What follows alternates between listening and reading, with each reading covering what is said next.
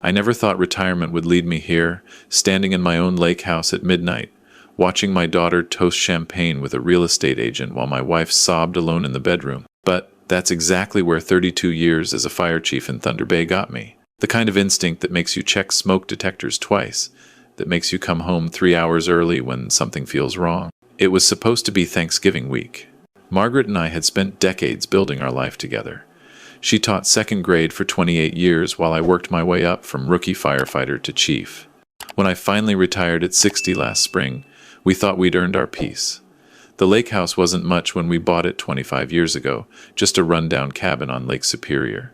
But I'd rebuilt it with my own hands. Every deck board, every window frame. Margaret planted the garden, chose every paint color. It was supposed to be where our grandchildren would learn to fish, where we'd grow old watching the sunset over the water. I'd driven up from Thunder Bay on Tuesday evening, 3 days before Thanksgiving. The department had canceled my retirement party at the last minute, some budget meeting that couldn't be rescheduled. Fine by me. I hated being the center of attention anyway. Margaret had driven up Monday with our daughter Jessica and her husband Marcus, getting the place ready for the holiday. Our son Tyler was supposed to arrive Thursday with his wife and 2 kids. The drive took nearly 3 hours in the November darkness. I'd called Margaret twice, but got no answer. Not unusual. Cell service was spotty out there. But something gnawed at me. Call it 32 years of reading smoke patterns and knowing when a situation was about to flash over. I pulled into the gravel driveway around 10:30. The house was lit up like a Christmas tree. Odd. Margaret usually went to bed by 9. I grabbed my overnight bag from the truck and walked toward the front door, my boots crunching on frost-covered gravel. That's when I heard it. Laughter. Loud, celebratory laughter coming from the back deck, and underneath it, fainter. The sound of someone crying. I didn't go through the front door. Fire chiefs learn to assess situations from multiple angles. I walked around the side of the house, staying in the shadows. The deck wrapped around the back, overlooking the lake. 3 figures stood there, silhouetted against the porch light. Jessica, 32, her dark hair catching the light. Marcus, her husband of 4 years, tall and gesturing wildly with a champagne glass. And a man I didn't recognize, older, wearing an expensive suit despite the hour. "To the new Lake Superior Resort and Spa," Marcus's voice carried in the cold November air. "This place is going to make us a fortune. Prime waterfront property, you can't beat it. Your parents really won't be a problem?" That was the stranger, sounding skeptical. "My father's 60, Jessica said, and I heard something in her voice I'd never heard before. Coldness. They're both showing signs. Mom forgot to pay the utilities last month. Dad can't remember appointments. We've got documentation. The memory clinic appointment is set for Friday." Ice flooded my veins. Memory clinic? What the hell was she talking about? And the legal documents? The stranger pressed. "All ready," Marcus said smoothly. "Power of attorney for health and finances. Once the cognitive assessment comes back showing decline, it's just a formality. We become their legal guardians. They move into that nice assisted living facility in Thunder Bay. We develop the property. Everyone wins. Except them," the stranger said. "They won't even know the difference in a few years," Jessica said, and took a drink. "This is for their own good. They shouldn't be living out here alone at their age." I'd run into burning buildings. I'd pulled people from car wrecks. I'd held the hands of dying colleagues. But nothing prepared me for hearing those words from my own daughter's mouth. I stepped onto the deck. "Their age? I'm 60, Jessica, not 90. All 3 of them spun around. The champagne glasses froze in midair. Jessica's face went white. "Dad. We weren't expecting you until Thursday." Clearly. I looked at each of them in turn. "Someone want to explain what I just heard?" Marcus recovered first. He always did. 4 years ago, when Jessica brought him home, I'd done my due diligence. Former sales executive, smooth talker, big dreams. He'd started 3 businesses, failed at all of them, but Jessica loved him, and I'd kept my concerns to myself. Now I was regretting that decision. "Bob, good to see you." Marcus extended his hand. "I didn't take it. We were just discussing some options for the property. Investment opportunities." "Options for my property," I said, "that I built." With my hands, while you were still in diapers. Dad, please. Jessica set down her glass. We need to talk. Mom's not doing well. Really? Because I just heard you say she's fine enough to be forced out of her home. She forgot to pay the utilities. Jessica's voice rose. The power was almost shut off. What if that had happened in winter? You could have frozen to death out here. I paid the utilities. 3 weeks ago. Online, like I do every month. I kept my voice level. 32 years of incident command. Never lose your cool. Try again. The stranger cleared his throat. Perhaps I should go. No. I turned to him. Who are you? Donald Breckenridge. Real estate development. He had the grace to look uncomfortable. Look, I didn't know this was. I'll leave you to your family discussion. He left fast, practically running to his car. I heard the engine start, saw headlights sweep across the trees. Marcus's jaw tightened. You're being unreasonable. We're trying to help you. Help me out of my home? You're 60 years old, Bob. How much longer can you maintain a place like this? The winters alone? I was pulling people from burning buildings 6 months ago, I said quietly. I think I can handle changing a furnace filter. It's not just the house. Jessica's eyes were red, and for a moment I saw my little girl again. Then she blinked, and the stranger was back. It's Mom. She's been confused, forgetful. Last week, she couldn't remember what day it was. It was Saturday. She knew exactly what day it was. She made a joke about it. She's in denial. And so are you. Marcus stepped closer. I didn't back up. We've been noticing signs for months. The missed bills, the confusion, the memory problems. We've already scheduled a cognitive assessment. Cancel it. We can't. We won't. Marcus's voice hardened. You might not see it, but we do. And when that assessment comes back showing what we know it will show, we'll have the legal authority to make decisions for both of you, for your own safety. That's when I heard it again. The crying, louder now, coming from inside the house. I pushed past them and went inside.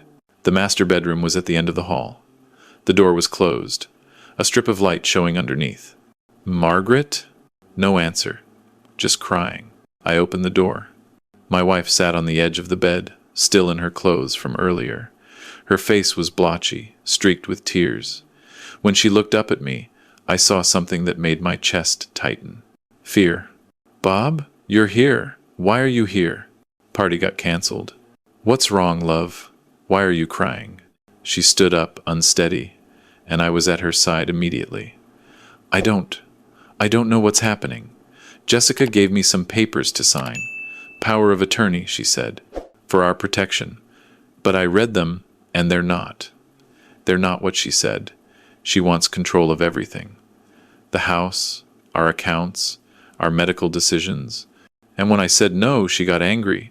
She said, I'm not capable of understanding anymore, that I'm losing my mind. You're not losing anything. How do you know? Her voice broke. What if I am? What if she's right? I did forget what day it was last week, and I couldn't remember where I put my car keys yesterday. You made a joke about Saturday, and your car keys were in your coat pocket, where you always put them. I held her shoulders. Margaret, look at me. There is nothing wrong with you. Then why would Jessica say these things? That was the question, wasn't it? I helped Margaret sit back down, then walked to the bedroom door and locked it. I could hear voices in the living room, angry voices. Stay here, I told Margaret. I need to handle something. When I came back into the living room, Jessica and Marcus were huddled together, whispering. They broke apart when they saw me. She's not signing anything, I said. Dad, you're not thinking clearly. I'm thinking perfectly clearly. Clearer than I have in weeks, actually. I sat down in my armchair, the one I'd brought up from Thunder Bay when we retired. Let me guess. Marcus has financial problems. Probably gambling based on the tells I'm seeing. You're desperate. You looked at this property and saw dollar signs. So you concocted a scheme to have us declared incompetent, take control of our assets, and sell everything out from under us. Marcus's face flushed red. That's ridiculous. Is it? Because I just heard you planning exactly that on the deck. Lake Superior Resort and Spa. Nice touch. We're trying to save you from yourselves. Jessica's voice was shrill now. You're too old to be living out here. Too old to manage your own affairs. And if you can't see that, then maybe the assessment is exactly what you need. I felt something shift inside me. Some last hope that this was all a misunderstanding. Get out. Excuse me? Get out of my house, both of you. Now, Marcus laughed. Actually laughed. We're not going anywhere. In fact, we've got some documents for you to sign too. Transfer of property to family trust, durable power of attorney. All standard stuff for someone your age. I'm 60 years old, Marcus. Not senile. That's not what the doctor's report says. He pulled a folder from his jacket. Memory issues, confusion, inappropriate decision-making, all signs of early cognitive decline. We've been documenting everything. What doctor? I haven't seen a doctor. Dr. Raymond Chen, elder care specialist. We consulted with him last month about your decline. I stood up slowly. Let me see that. He handed it over, confident. I read through it. Professional letterhead, detailed observations, recommendations for immediate intervention. It looked legitimate. Except for one thing. This is dated October 15th. I was on a fishing trip with Tyler from October 10th to 20th. I wasn't even in the province. Try again. Marcus's face went blank for just a second.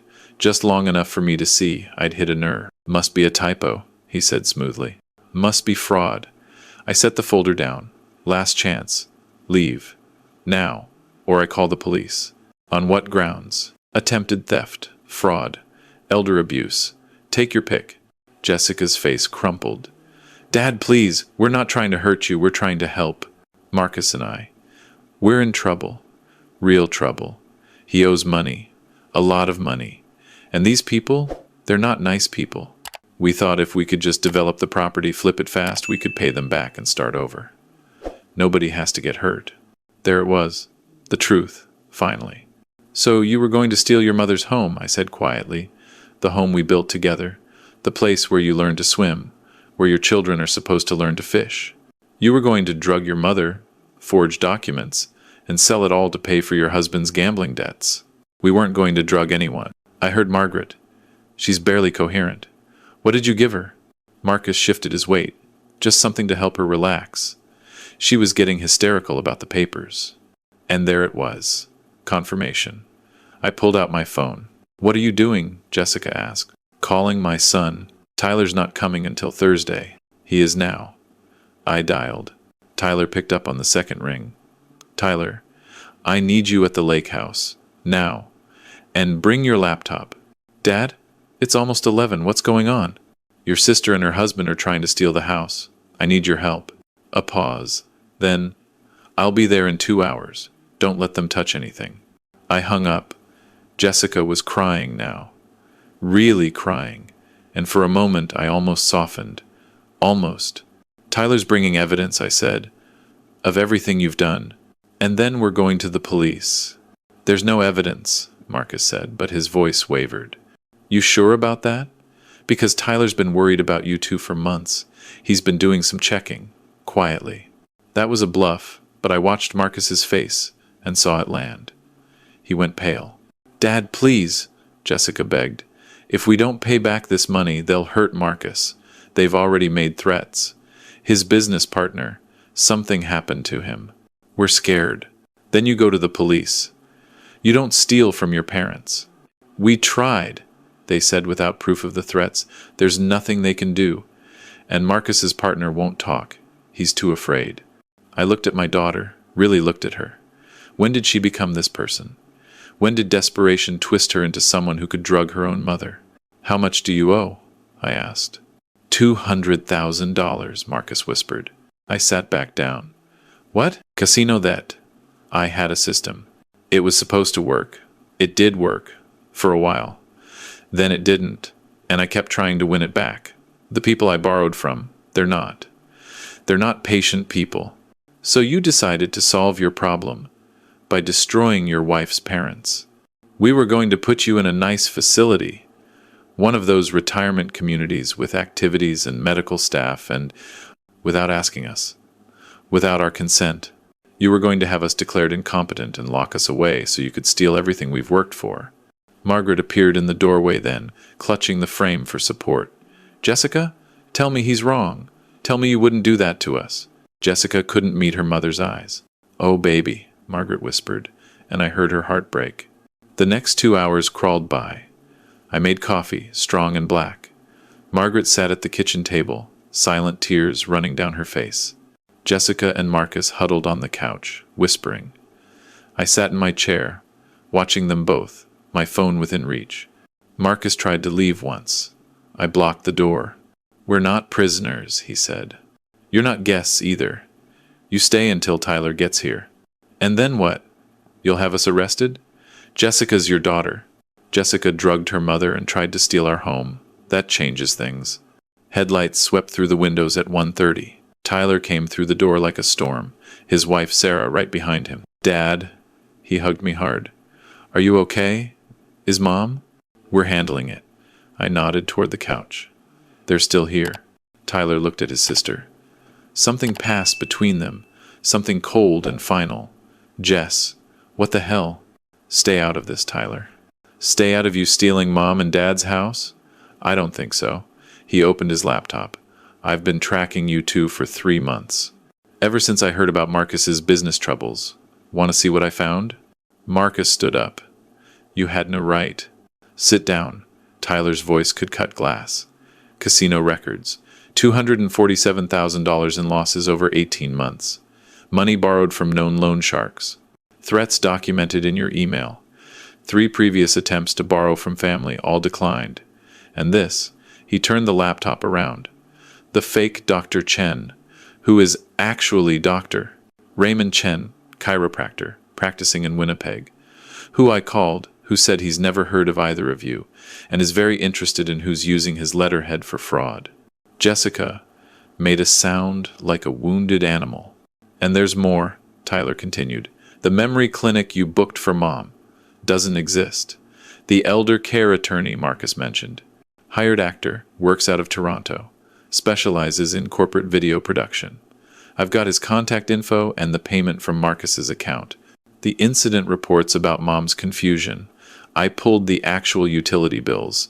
They've been paid on time for 3 years straight, and the power of attorney documents. I had a real lawyer look at them. They're not just aggressive, they're illegal in Ontario. Anyone signing them would effectively be signing away all their rights with no recourse.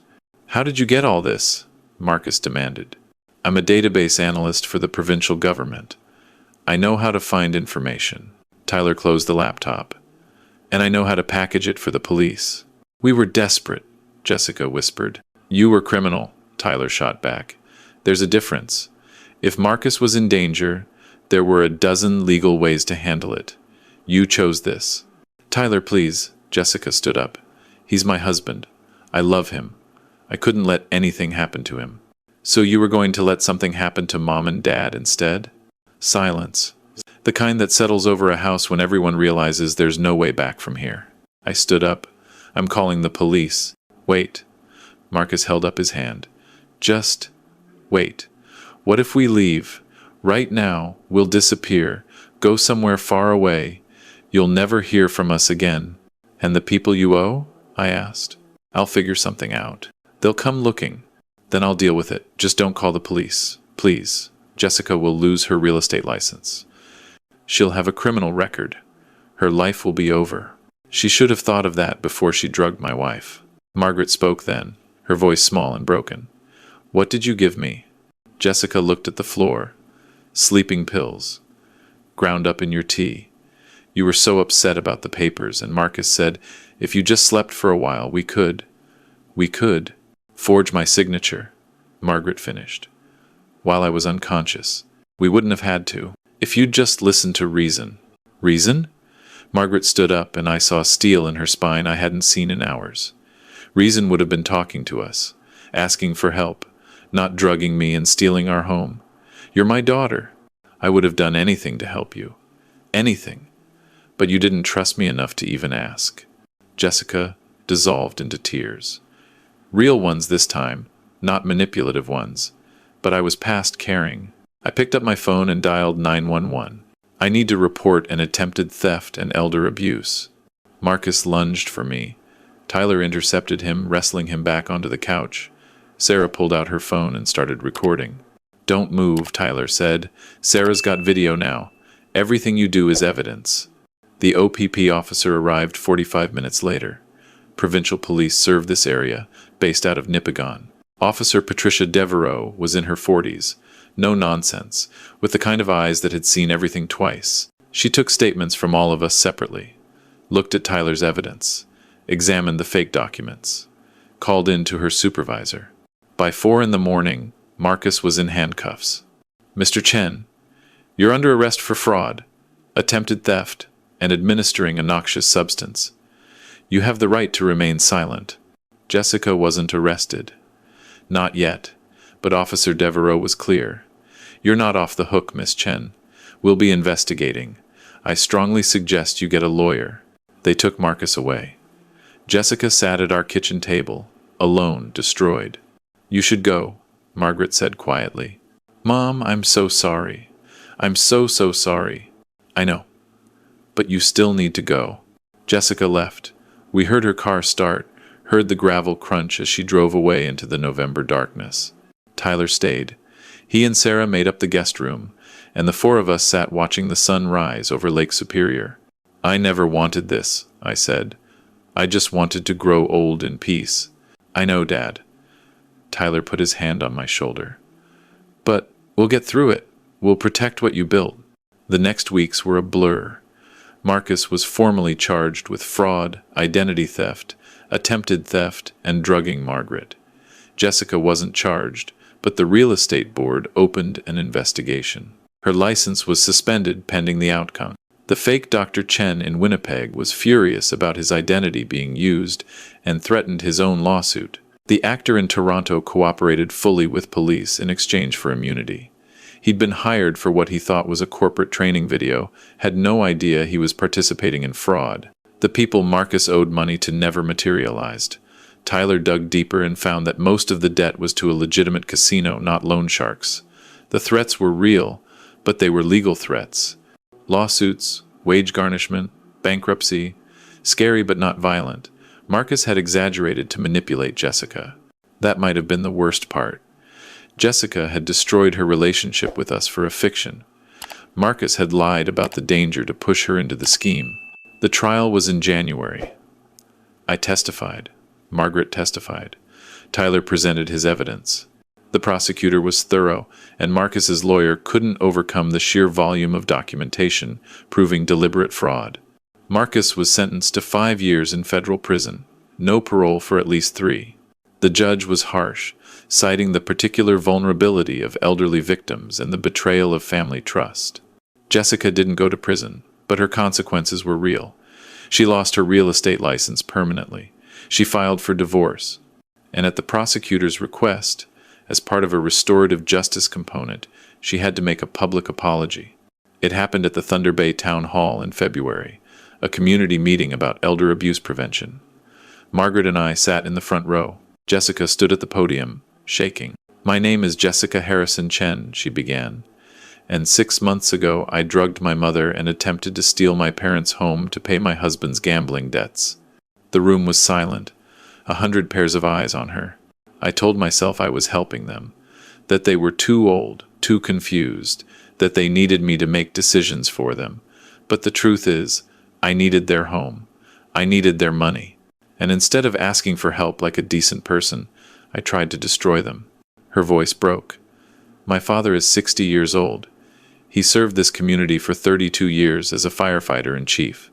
He's pulled people from burning buildings, saved lives, and I treated him like he was incompetent. My mother taught second grade for 28 years. She shaped hundreds of children's lives, and I drugged her. Tears streamed down her face. I can't undo what I did. I can't take back the betrayal. But I can stand here and tell you that elder abuse doesn't just happen to strangers. It happens in families. It happens when people get desperate and make terrible choices. And it destroys everything. She looked directly at us.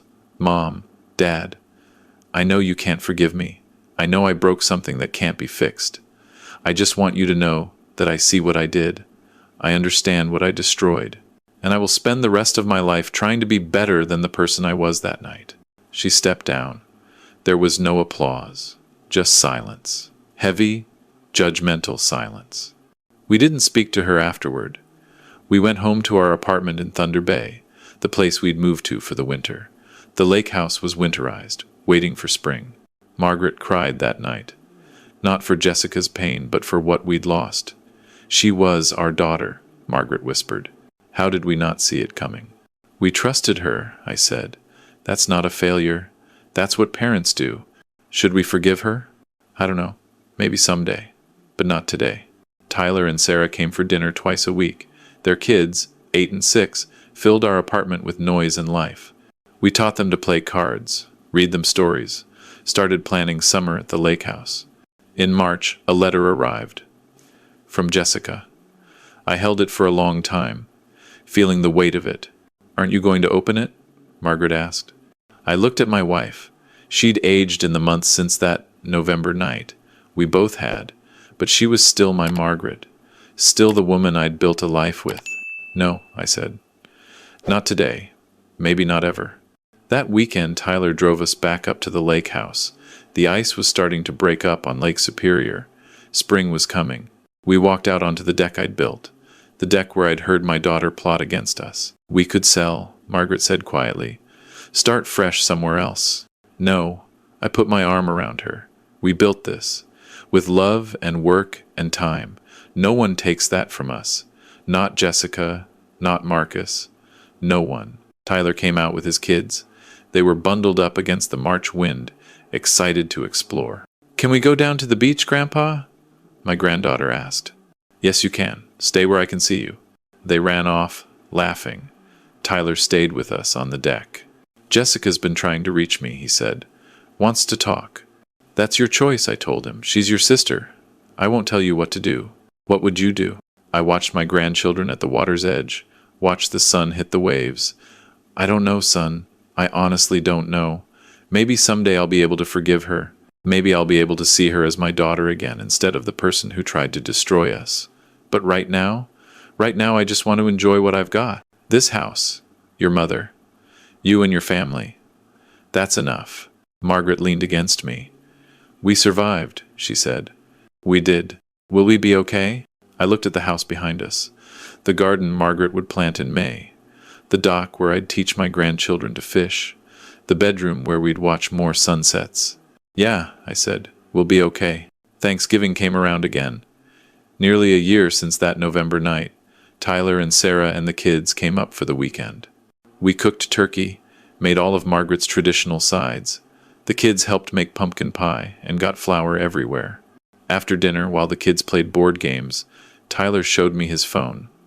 Jessica sent this. It was a photo. Jessica, thinner, tired-looking, working at what looked like a coffee shop. The caption read, 9 months sober, therapy 3 times a week, living with the consequences of my choices. I hope you're all well. Are you going to respond? I asked. I don't know. Should I? Margaret came over and looked at the photo.